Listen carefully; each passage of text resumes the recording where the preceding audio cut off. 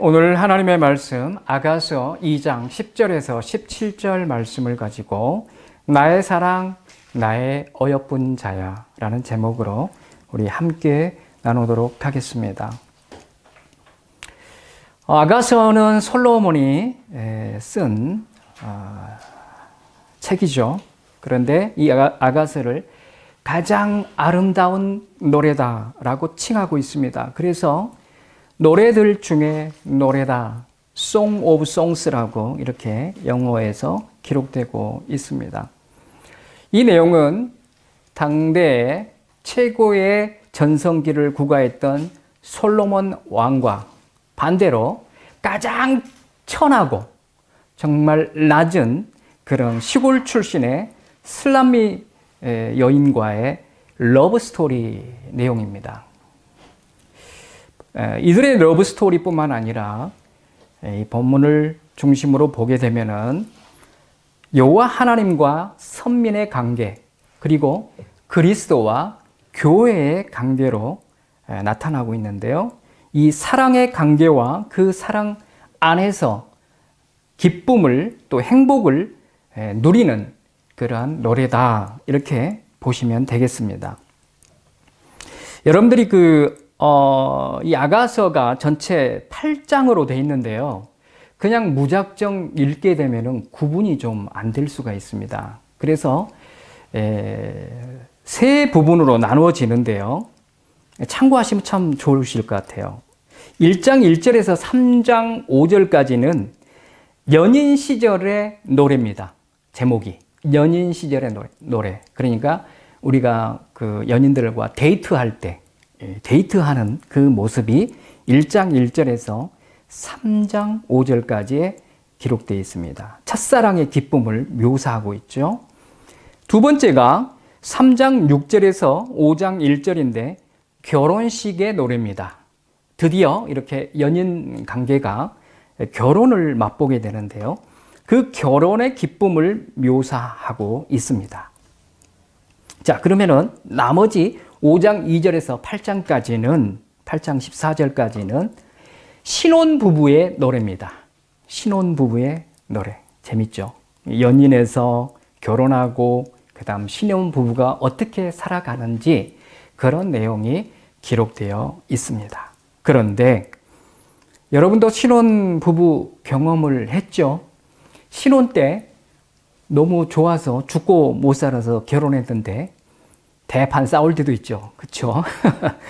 이 세 번째 5장 2절에서 8장 14절까지 이 두 부부가 잠시 갈등이 나타나요. 그런데 그 갈등을 어떻게 극복해서 더 성숙한 가정, 더 성숙한 사랑을 나타내는지 기록되어 있습니다. 자, 그러면은 이 세 번째 같은 경우는 뭘 우리가 볼 수 있어요?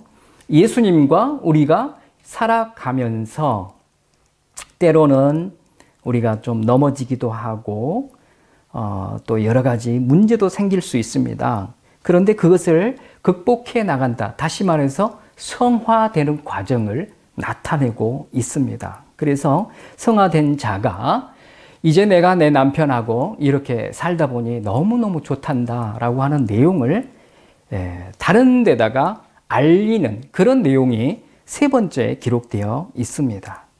우리가 전도하는 거죠. 예수님을 나타내는 거고 전도와 선교하는 장면까지 포함되어 있다. 이렇게 여러분들이 세 부분으로 나누시면은 아가서가 정말 우리한테 많은 도움이 됩니다. 자, 그런데 우리 오늘 본문은 2장 10절에서 17절이죠. 2장 10절에서 17절을 가지고 오늘 나누는데요. 10절에서 14절이 솔로몬의 프로포즈가 나옵니다. 10절에서 14절이 솔로몬의 프로포즈. 다른 말로 하면 뭐예요? 예수님의 프로포즈. 우리를 향한. 그 다음에 15절, 16절이 이 솔로몬의 프로포즈를 수락하는 술람미의 노래가 기록되어 있습니다. 그 프로포즈를 받고 얼마나 좋겠습니까? 그 좋은 그 마음과 결단이 15절, 16절에 기록되어 있습니다. 그리고 나머지 17절이 혼인 날짜, 이제 그 결혼 아직 안 했잖아요. 서로 프로포즈만 한 상태고, 그래서 결혼 날짜가 정해졌는데, 그 혼인 날짜를 기다리면서 술람미 여인의 그 설레임이 기록되어 있는 게 17절입니다. 자, 이렇게 여러분들이 본문을 분석해서 보면은, 아, 그렇구나. 예수님이 이렇게 찾아오셔서 나를 프로포즈 해주셨구나. 그러면 프로포즈를 받은 나는 술람미 여인이 어떻게 했는가? 그걸 본받아서 내가 이렇게 해야 되겠구나. 그리고 이제 다시 오실 예수 그리스도, 신랑 되신 예수 그리스도를 내가 어떻게 기다려야 되겠는지 그게 17절에서 가르쳐주고 있습니다. 자, 우리 이렇게 서론에서 좀 봤는데요. 본론으로 들어가겠습니다. 첫 번째, 세 개로 나눠서 봅니다. 10절에서 14절이 아까 솔로몬의 프로포즈라고 그랬죠. 근데 여기서 제가 제목을 첫 번째, 우리를 찾아오셔서 청혼하시는 예수님. 우리를 찾아오셔서 청혼하시는 예수님입니다. 자, 우리를 찾아오셨는데 이 본문을 중심으로 나눌게요. 예수님이 어떻게 찾아오셨는가? 여러분들 오늘 본문은 읽지 않았지만 8절, 9절을 여러분들 앞쪽에 좀 보십시오. 그 신랑 되신 그 예수님, 다시 말해서 솔로몬이 술람미 여인을 찾아 나가는 그 모습이 8, 9절에 기록되어 있죠. 어떻게 되어 있어요? 그가 산에서 달리고 작은 산을 빨리 넘어오는구나. 야, 열정이 보여지지 않습니까? 얼마나 그 술람미 여인이 보고 싶었으면은 엄청나게 그 산을, 평지도 아니에요. 산을 노루처럼, 사슴처럼 엄청나게 뛰어갔다는 거예요. 예수님이 우리를 이와 같이 찾아오셨습니다.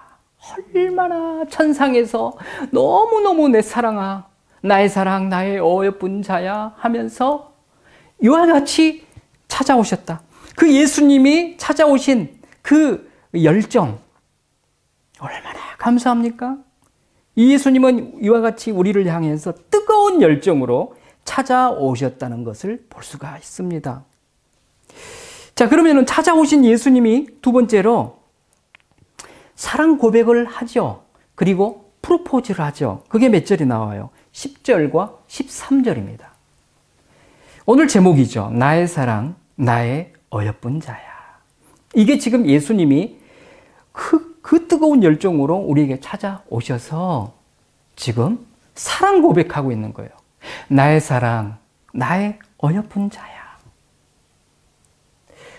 저는 이 말씀 막 계속 읽으면서 막 너무너무 살이 막 떨려서 주체를 못 하겠더라고요.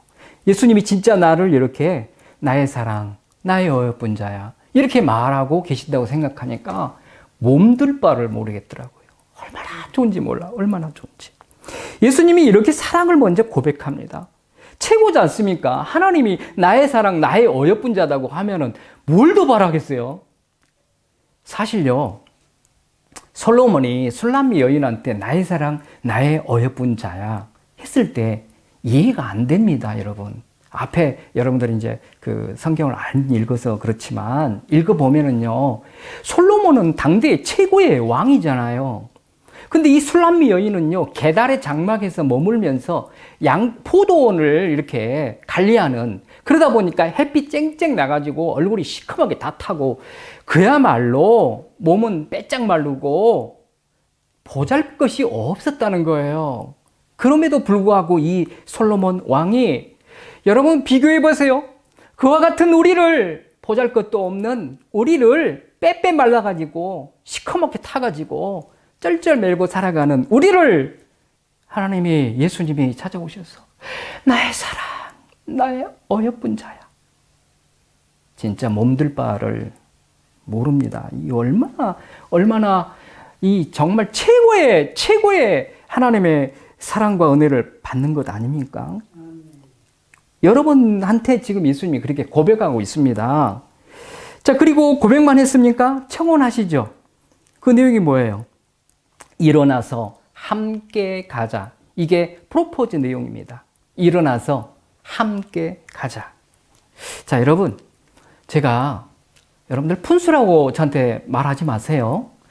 예수님의 이 사랑을 예수님이 저를 향해서 나의 사랑, 나의 어여쁜 자야, 일어나 함께 가자. 이 말씀이 정말 제가 몸으로 체험할 정도로 뜨겁게 받았어요.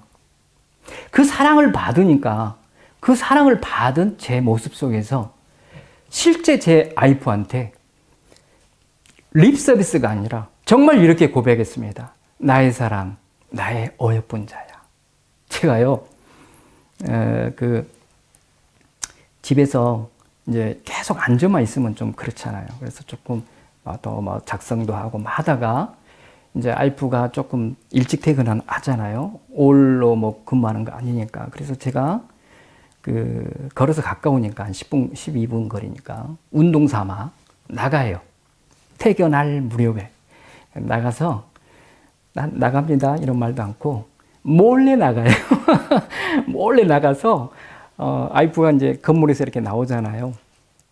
그러면은 본인은 이제 신호등 쪽을 향해서 거침없이 걸어가죠. 근데 저는 기둥 뒤에 이렇게 숨어 있다가 앞에 가고 있는데 제가 뒤따라가면서 멀리 뒤따라가면서 나의 사랑, 나의 어여쁜 자야. 깜짝 놀라요. 누가 어떤 애 남자가 와서 그렇게 이야기한 줄 알고 그래서 제가 뒤에 가서 가까이 딱 가서 나의 사랑, 나의 어여쁜 자야. 그러니까 깜짝 놀란 거예요. 어디 있었어요? 그래요. 저 뒤에 숨어 있었지.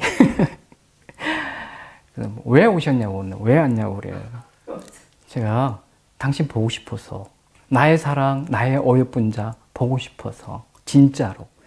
그래서 제가 여러분들한테 카톡에다가 이 곡을 올려드렸죠. 나의 사랑, 나의 어여쁜 자야. 이 곡을 들으면서 제가 갔거든요. 그래서 당신 보고 싶어서 나의 사랑, 나의 어여쁜 자야 이 찬송 들으면서 당신 정말 사랑해서 왔다 그러니까 깜짝 놀리고 황당하기도 하겠지만은 정말 좋겠죠. 그 받는 입장에서. 저는 이 표현만 한 게 아니에요. 제가 진짜로 예수님의 사랑이 내게 머무르니까 여러분들 만약에요. 내가 돈을 억수로 줄 테니까 계속 사랑한다는 말 좀 해줄래? 예를 들어서 돈 받고 만약에 한다고 해보세요. 그거 하겠습니까? 힘들어서 못해요. 사랑도 안 하는데 돈 준다고 해서 무슨 풍꾼처럼 사랑해 해보세요. 그게 사랑이 전달이 됩니까? 그리고 그 사랑해 그 말이 마음이 실립니까? 안 돼요. 돈 준다고 하기 싫어 이제 그만해 이럴 겁니다. 근데 저는 정말 예수님의 사랑 인태가 네가 나의 사랑, 나의 어여쁜 자야. 이 마음이 진짜 들어오니까요. 제가 하고 싶어서 막 억지로 해야지가 아니라 자연스럽게 나오는 거예요. 정말로. 우리 와이프도 그걸 알아요. 정말 나를 사랑해서 그리스도의 사랑으로 이렇게 하고 있다는 걸 압니다.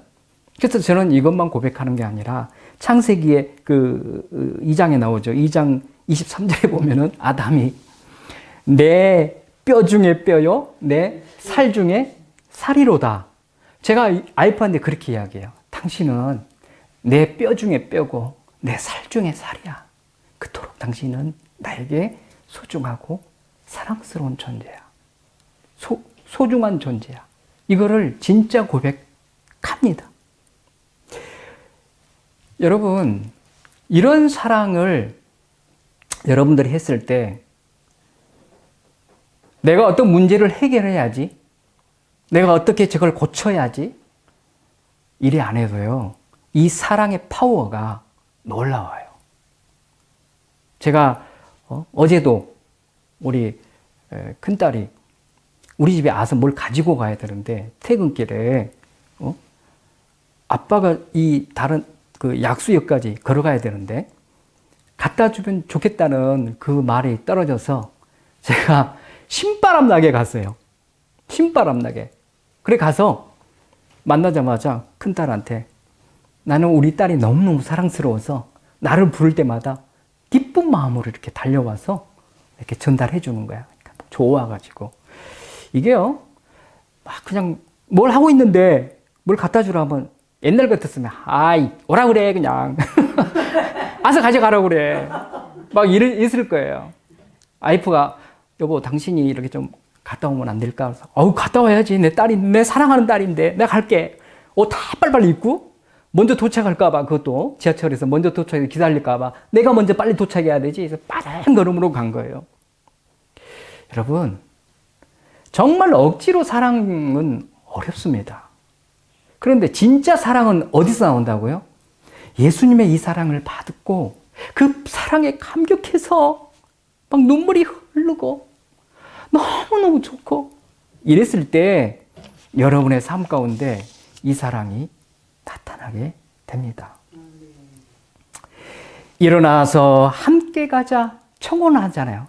일어나서 나와 함께 삽시다 이 말이에요. 술람 여인한테 일어나서 우리 갑시다. 우리 같이 살 집으로 갑시다. 결혼해서 같이 삽시다. 자, 이거를 지금 계속 여러분들은 술람비는 우리고 만약에 솔로몬이 예수님이라고 하면은 예수님이 일어나 함께 가자 이렇게 말씀하시면은 지금 어디를 가자는 거예요, 여러분들? 어디를? 이 어디를 의미하는 것 같아요? 첫 번째는 영원 천국입니다. 천국으로 나와 함께 가자. 그곳에서 영원히 나와 살자. 두 번째는 아직 천국 갈 때가 안 됐죠. 그래서 이 땅에서 천국적인 삶을 너와 함께, 너와 내가 하나가 되어서 부부가 되어서 살자.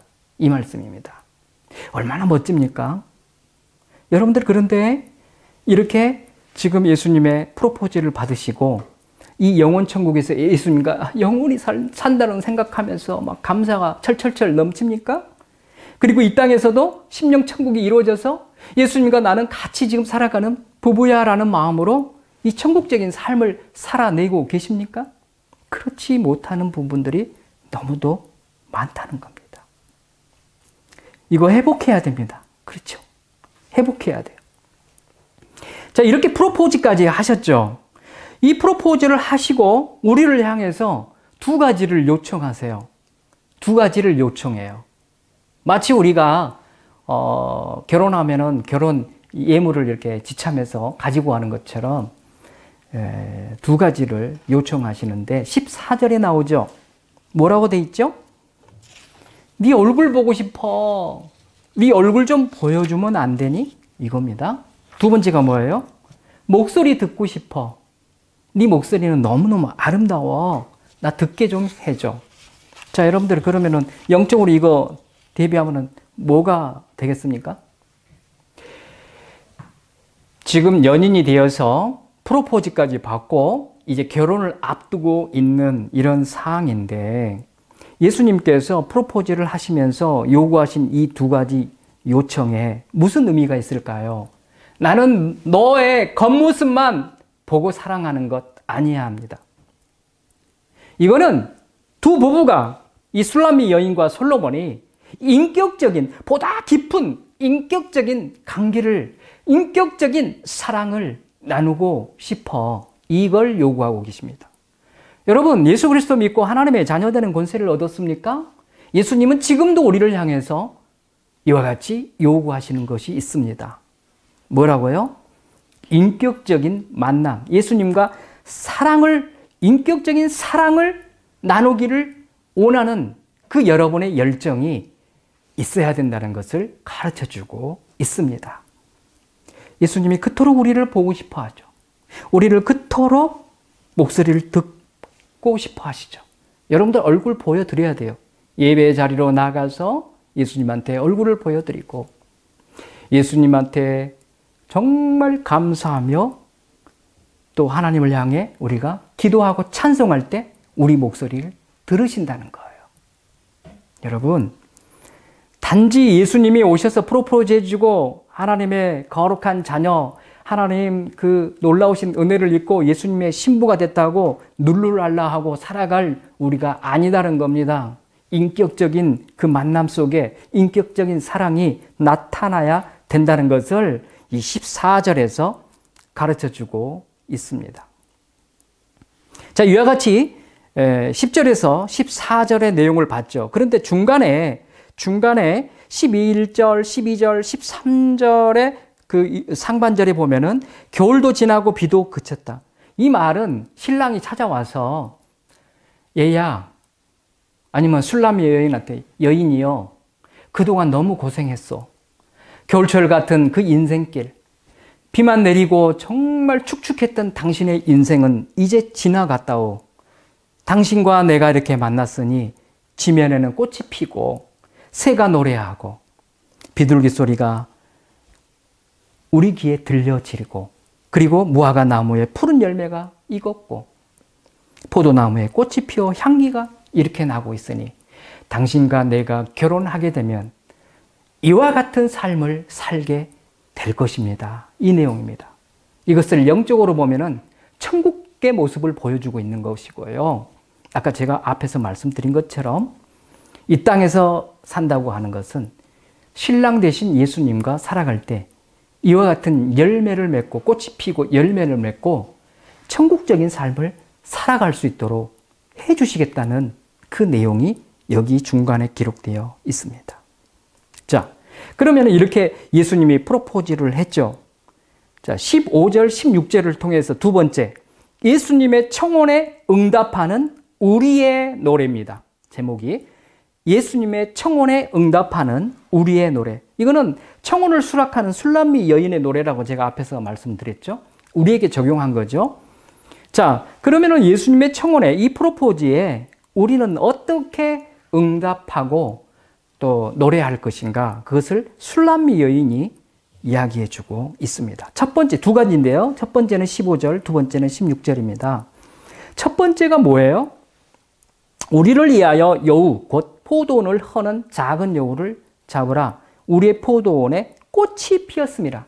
이제 꽃이 피었어요. 예수님 만났죠. 솔로몬이 술람미를 만나서 그들의 그 삶 가운데 이제 꽃이 피고 열매 맺는 그런 단계로 갔는데 이때 여러분들이 예수님을 뜨겁게 이렇게 사랑하는데 예수님이 나를 향하여 여러분들을 향하여 나의 사랑, 나의 어여쁜 자야 이렇게 말씀을 하고 계실 때 그렇습니다. 예수님, 저도 예수님을 사랑합니다. 이렇게 사랑 나누고 있을 때 누가 시샘한다고요? 누가 우리를 방해한다고요? 작은 여우예요. 이 작은 여우는 그 여우와 이리 중간입니다. 이리와 여우의 중간 개체인데 이게 제칼이라고 그래요. 제칼. 약 한 40cm밖에 안 됩니다. 쬐끄맣죠. 근데 이 여우의 특성이 뭐냐면요.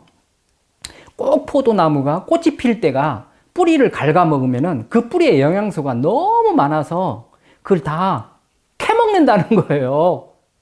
뿌리 근원을 말라버리게 한다. 누가? 사탄이.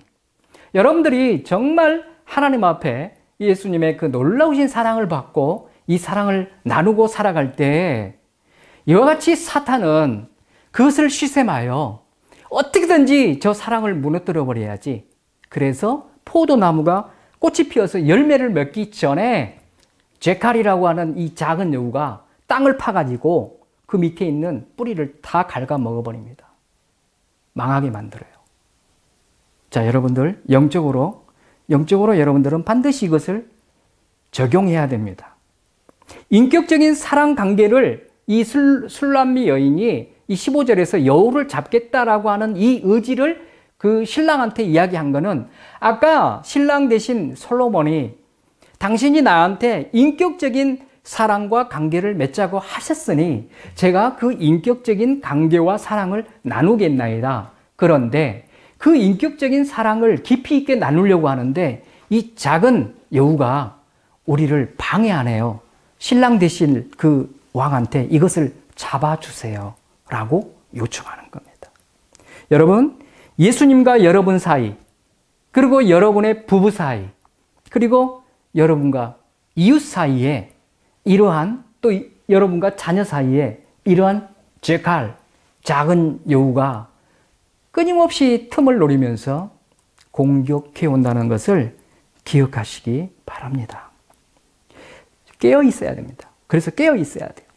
이 포도원은 신랑으로부터 그 주어진 은혜를 상징합니다. 이 포도원은 신랑 없이는 다시 말해서 그리스도께서 함께 계시지 아니하면은 이 포도원은 의미가 있다 없다? 없다는 거예요. 그래서 예수님이 주신 포도원인데 그 포도원에 신랑이 거기에 머물러 있을 때 의미가 있는 것이고 그 신랑 대신 예수님이 우리와 그 포도원에서 사실 때 그 포도원은 생명의 동산이 되는 것입니다. 그리고 생명의 세계가, 생명의 천국이, 이 땅의 천국이 그곳에 임한다는 것을 볼 수 있습니다. 이게 포도원의 의미라고 보시면 됩니다. 자, 그래서 이 포도원은 지금으로 비교한다면 교회가 될 수 있고요. 가정이 될 수 있고 우리 성도 한 사람 한 사람이 될 수가 있다. 그런데 의미가 있으려고 하면은 그 포도원을 주신 예수님을 모시고 살아야만이 그게 생명의 장소가 될 수 있다는 겁니다. 생명의 동산이 될 수 있다. 자, 그런데 포도원을 허는 여우는 뭘 의미합니까? 이 죄악과 사탄의 권세를 상징합니다. 그런데 이 여우는 두 가지로 나눠져요. 내적인 여우, 두 번째는 외적인 여우입니다. 내적인 여우는 여러분들의 마음 가운데 음행과 탐심, 미움, 다툼, 우상 숭배, 교만, 이기심, 나태함, 세상적인 생각, 작은 습관의 죄들, 조심성 없는 언어와 행동, 불경건한 모습, 이런 것들, 로마서 1장에 잘 기록되어 있죠. 이런 것들이 여러분들 내적에 지금 파고 들어와 있는 여우다라고 보시면 됩니다.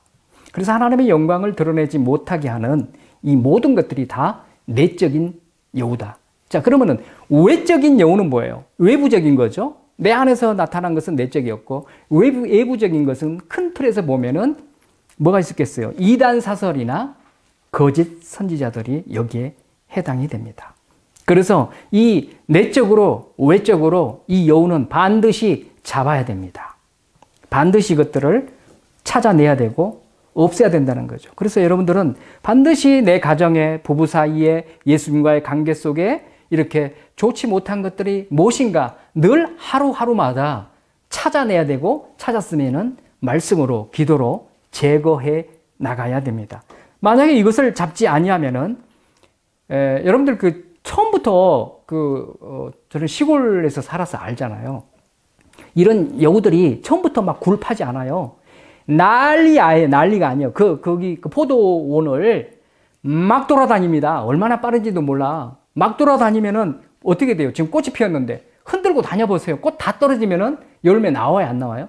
안 나와요. 1단계가 이 여우가 아예 그냥 휘젓고 다닙니다. 우리의 가정에 들어와서 휘젓고 다니고 그 다음에 부부 사이를 휘젓고 다닙니다.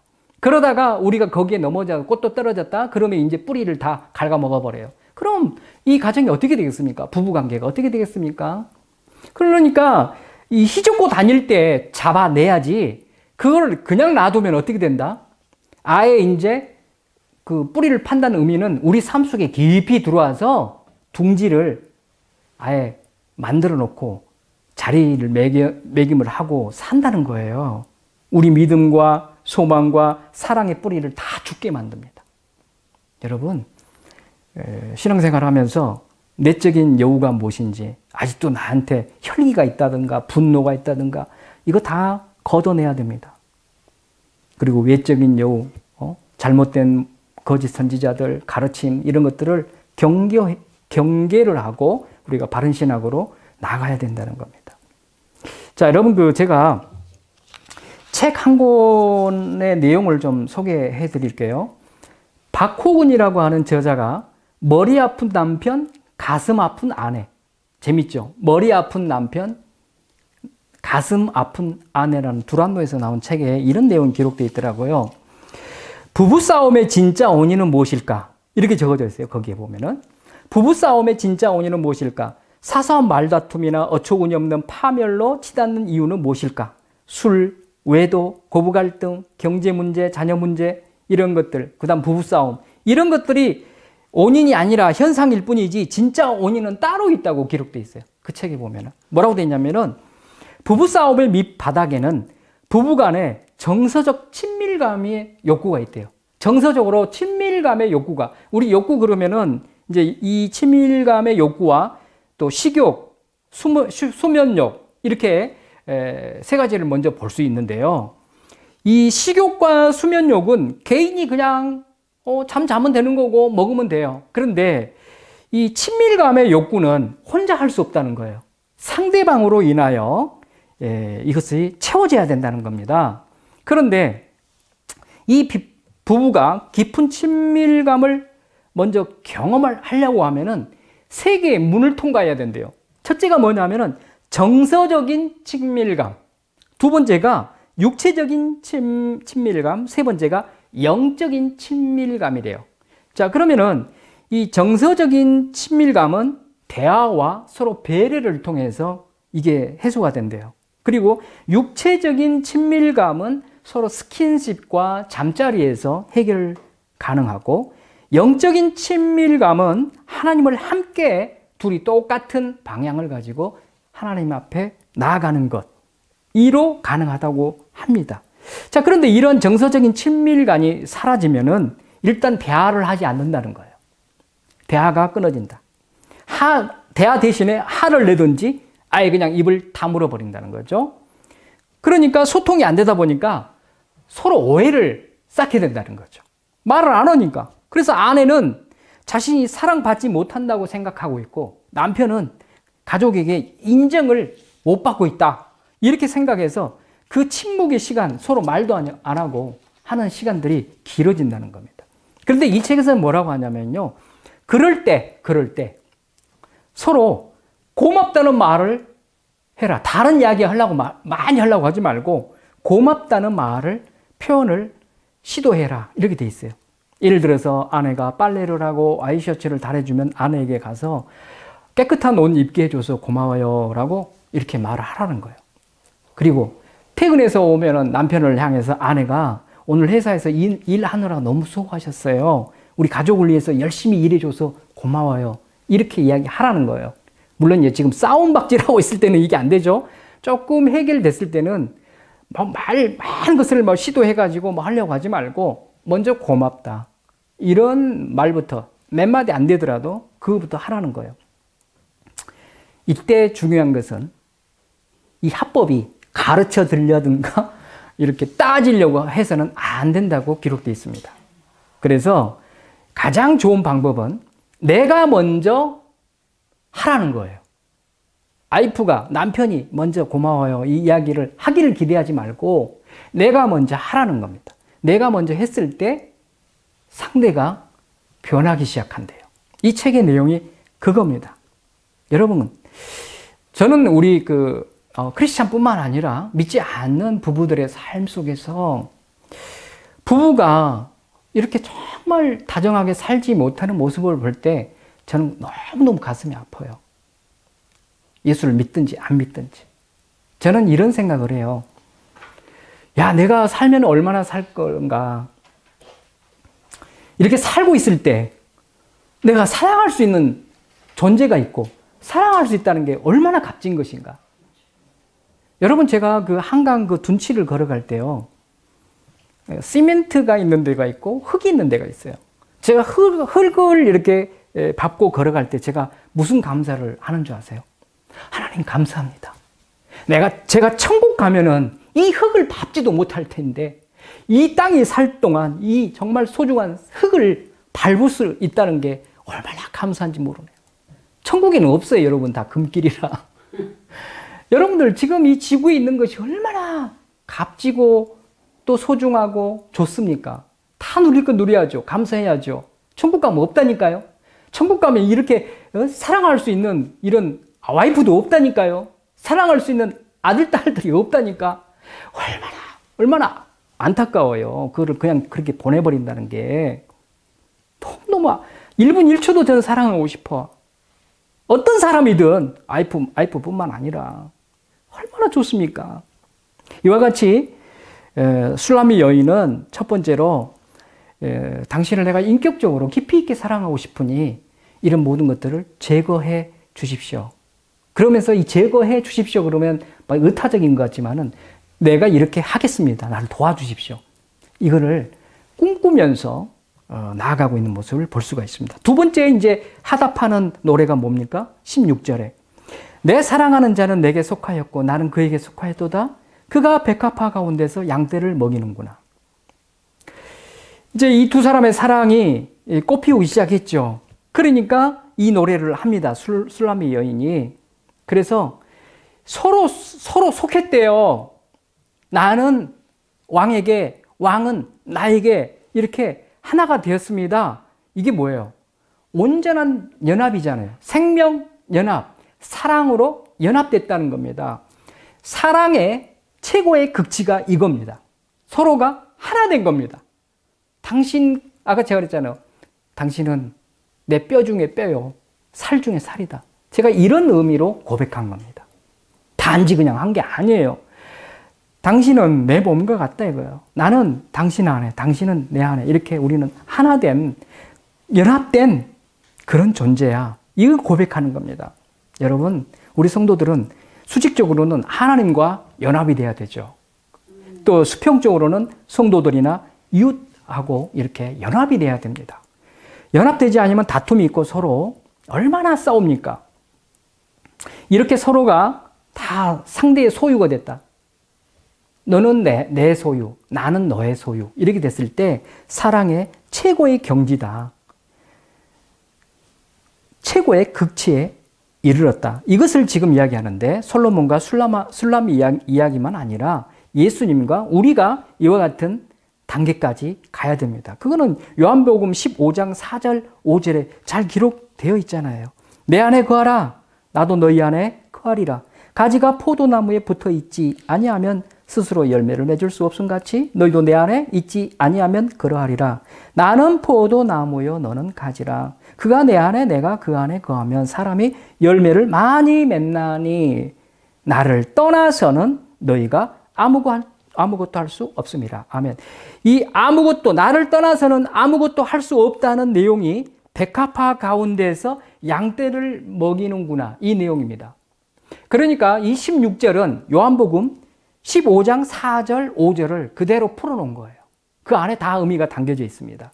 다시 말해서 이 여인은 왕한테 나아가서 당신과 내가 하나 되는 사랑, 인격체로 하나가 되고 이렇게 연합되는 그런 사랑을 갖기를 원합니다. 라고 노래하는 것입니다. 그리고 백합화 가운데 양떼를 먹이는구나, 이 내용 속에 오직 사랑하는 사람 그 솔로몬 또는 예수 그리스도가 그곳에 있지 아니하면, 아까 제가 설명했잖아요. 그 포도원에 계시지 아니하면은 참된 즐거움과 기쁨을 느낄 수가 없다는 거예요. 이 백합화 가운데에 양떼를 먹였다. 예수님이 지금 우리를 그렇게 먹이고 계신다. 이 모습은 우리의 생명이요 길이 되신 예수 그리스도를 떠나서는 아무것도 삶의 존재와 가치를 발견할 수 없다는 것을 가르쳐주고 있습니다. 그래서 요한복음 15장 4절 5절 말씀을 그대로 지금 나타내고 있다. 자, 여러분, 예수님이 프로포즈 하러 오셨습니까? 여러분들의 대답은 이와 같아야 된다는 겁니다.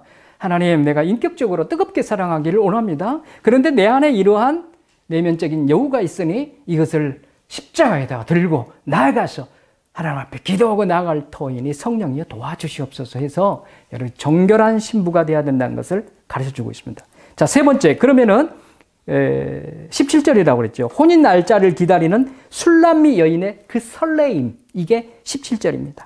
저는 그래서 이 세 번째 제목을 뭘로 했냐면요, 아멘 주 예수여 오시옵소서. 이 세 번째 제목입니다. 자, 내 사랑하는 자야 날이 저물고 그림자가 사라기 전에 돌아와서 베드르산의 노루와 어린 사슴 같을지라, 이렇게 고백하고 있습니다. 자, 신랑이 약속한 혼인 날짜를 기다리면서 손꼽아 기다리고 있죠. 신랑 오기만을, 오직 연인만을 바라보며 그와 함께 있기를 기대하며 순결한 모습으로 지금 사모하며 기다리고 있습니다. 그런데 이 술람미 여인은 왜 이렇게 더 뜨겁게 기다렸을까요? 솔로몬 왕은 그때 당시에 엄청난 직무, 대통령, 왕의 직무가 너무 많았어요. 그래서 24시간도 부족할 그런 상황이에요. 그러니까 그 당신이 사랑하는 이러한 왕을, 그 술람미 여인을 찾아가기도 힘들고 굉장히 오랫동안 떨어져 있었다는 것을 볼 수가 있습니다. 그래서 술람미 여인이 그렇게도 얼굴 보기를 원했다. 자, 이것을 우리가 영적으로 한번 적용하면 어떻게 돼요? 예수님이 우리를 구원하시고 천국에 가셔서 지금 우리가 거할 처소를 만들어 놓고 다시 오마라고 말씀하셨죠. 자, 그러면은 지금 가 계시는데 이 술람미 여인처럼 솔로몬 왕을 그렇게 기다리는 것처럼 우리가 예수님을 그렇게 사모하며 속히 오시옵소서라고 여러분들이 기다리고 있느냐요. 그렇지 않아요. 그런데 우리는 어떻습니까? 진짜로 솔직히 말하면은 주를 맞을 이러한 열정과 간절함으로 예수님 어서 오시옵소서라고 하고 있냐 이거죠. 그리고 그 예수님이 오셨을 때 내가 거룩한 신부가 되어서 아주 떳떳하게 설 수 있도록 완전하게 준비해 가고 있냐 이거예요. 지금 단장을 하고 있냐 이거예요. 거룩한 모습으로. 그렇지 않고 있는 한국교회의 성도들을 향해서 이 아가서는 지금 다시 오실 예수님을 기대하거라. 어떻게가 중요하죠. 이 예수님의 재림을 기다릴 때 자세를 가져야 되는데 어떤 자세를 가져야 되느냐면요. 첫째, 주님과 오셨을 때 영원히 동행하기를 원하나이다. 같이 살기를 원하나이다. 이런 마음으로 기다려야 됩니다. 두 번째, 주님의 그 말씀, 소리도 못 듣잖아요. 아까 왕이 네 목소리를 듣고 싶다 한 것처럼 이 술람미 여인은 왕의 목소리를 듣고 싶은 거예요. 다시 말해서 우리 성도들이 하나님의 말씀, 재림하실 예수 그리스도의 그 놀라운 음성을 듣고 싶습니다. 다시 말하면 지금으로 한다고 하면은 선포되는 말씀, 기록된 말씀을 듣기를 원합니다. 내 신랑 되신 예수님의 말씀을 이런 마음으로 기다려야 된다는 겁니다. 그리고 그 말씀을 들었습니까? 그 말씀을 신랑과 함께 살아가는 그 삶, 순종의 삶을 살고자 하는 마음으로 지금 재림을 기다리고 있어야 된다는 겁니다. 자, 여러분 17절에 보면 날이 기울고 그림자가 갈 때에 들어와서 그 내용이 지금 술람미 여인이 그 17절에 보면은 내 사랑하는 자야 날이 저물고 그림자가 사라지기 전에 돌아오라고 지금 이야기하고 있죠. 이 말은 뭐예요? 날이 기울고 그림자가 갈 때를 두 방면으로 해석할 수 있습니다. 하나는 개인적인 종말입니다. 내가 죽어갈 때.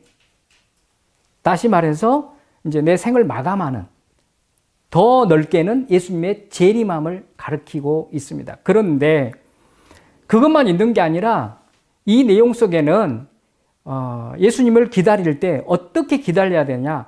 내가 언제 죽을지 모르지만 주님, 해가 다 저물어지고 그림자가 떨어질 때, 해가 졌을 때까지 나는 주께서 맡겨주신 그 포도원에서 열심히 일하고 있다는 것을 보여주고 있는 겁니다. 다미성교회처럼 예수님 오신다고 그래가지고 뭐 집 다 팔아버리고 옷을 잃고 주여 어서 오시옵소서, 이거 가짜라는 거예요. 예수님이 오실 때 우리는 어떤 모습이다? 내게 맡겨주신 그 삶의 터전에서 최선을 다해야 된다는 거예요. 그리고 내가 죽을 그 단계까지 이르렀을 때, 나의 종말, 개인적인 생명을 다했을 때까지 그 사모하는 마음으로 최선을 다해야 된다. 이 최선을 다하며 재림을 기다려야 된다는 것을 17절에서 말씀해 주고 있습니다. 여러분, 재림의 때는 7년의 대환란 때에도 우리 할 일은 최선을 다해서 해야 된다는 사실입니다. 그것이 참 그리스도인의 삶이고 신부의 삶이 되는 것입니다. 계시록 22장 20절, 이것들을 증언하시니가 이르시되 내가 진실로 속히 오리라 하시거늘 아멘 주 예수여 오시옵소서. 자, 마무리 짓습니다. 아가서는 모든 시대에 지금 성도들에게 질문하고 있습니다. 첫째, 우리를 향한 하나님의 사랑이 얼마나 뜨거운지 알고 있습니까? 라고 질문하고 있습니다. 두 번째, 하나님을 향한 우리의 사랑은 어떻습니까? 라고 질문하고 있습니다. 세 번째, 우리는 지금 하나님과 그 놀라우신 그 사랑의 기쁨을 만끽하고 있습니까? 라고 질문하고 있습니다. 네 번째, 하나님이 우리를 사랑하신 것 같이 우리는 다른 사람을 사랑하고 있습니까? 이 질문을 아가서에서 하고 있습니다. 여러분, 하나님의 사랑이 얼마나 뜨거운지를 아는 자가 하나님 사랑해요 라고 고백할 수 있습니다. 그리고 하나님의 그 놀라우신 사랑을 만끽한 자가 다른 사람에게 그 사랑을 전할 수가 있습니다. 하나님께는 사랑합니다 고백하고 이웃에게는 그 하나님의 사랑을 만끽하고 체험해서 이웃사랑으로 살아낸다는 겁니다. 오늘 솔로몬이 일어나서 함께 가자 그러니까 술람미 여인이 17절에서 어서 오세요 라고 대답했죠. 자, 예수님이 여러분들을 향해서 함께 가자 했을 때 여러분들이 대답은 어떻게 해야 된다고요? 예수님 어서 오시옵소서. 이 사모한 마음으로 기다리고 사랑하면서 살아가야 된다는 것을 가르쳐주고 있습니다. 자, 제가 마무리 짓습니다. 언젠가 우리 백희찬 원장님을 만나 뵙기 전에 이 그 700 강의를 아주 줄기차게 듣고 있을 때 어느 역이에요. 굉장히 어느 역에 제가 이제 어느 강의인지는 잘 모르겠습니다.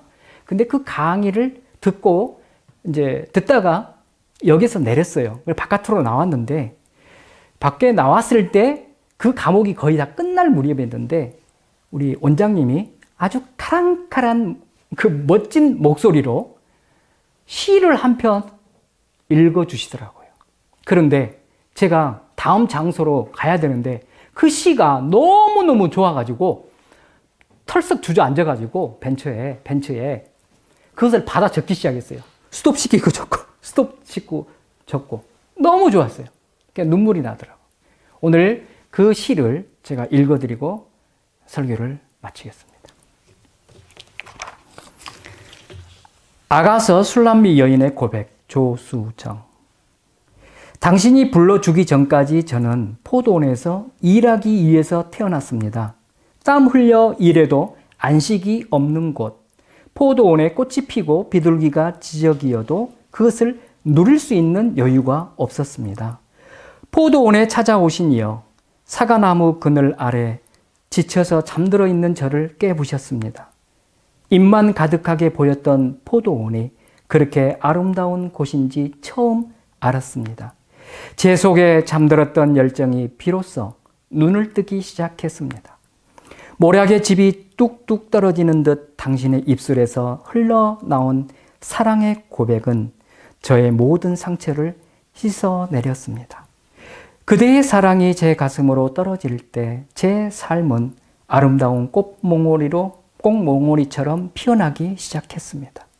포도원은 더 이상 고달픈 곳이 아니라 당신과 사랑하기 위해 준비된 아름다운 동산임을 알게 되었습니다. 저는 일하기 위해서 태어난 것이 아니라 당신의 사랑을 받고 사랑하기 위해 태어난 존재임을 이제야 알았습니다. 세상의 여인은 당신의 소유 앞에 복종하지만 저는 당신의 사랑 앞에 복종합니다. 세상의 여인은 당신의 부와 권세를 얻고자 하지만 저는 어떻게 당신을 기쁘시게 할까를 근심합니다. 세상의 여인은 당신의 보좌를 탐하지만 저는 아무 조건 없이 오직 그대의 마음만을 갈망합니다. 사랑은 갈구하는 자의 것입니다. 받을수록 더 드리지 못해 애타하는 자의 것입니다.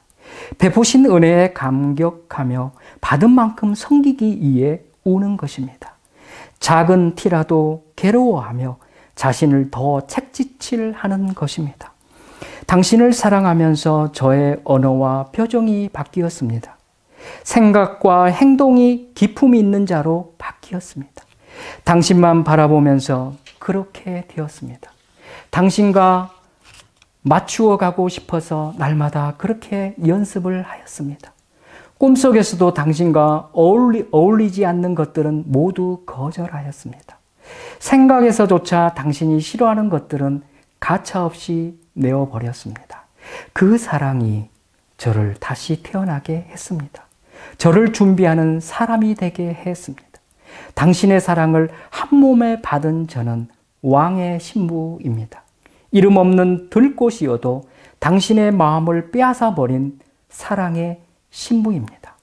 오직 당신만을 순결하게 젖은 눈으로 바라보는 그대의 완전한 비둘기입니다. 그 누구도 이 사랑을 빼앗아갈 자 없으니 제가 사랑하는 이는 만왕의 왕이요 만유의 주이신 까닭입니다. 이 미천한 자가 당신의 신부가 되었으니 사랑이여 이제 제가 불러야 할 영원한 노래입니다. 아멘. 기도하시겠습니다.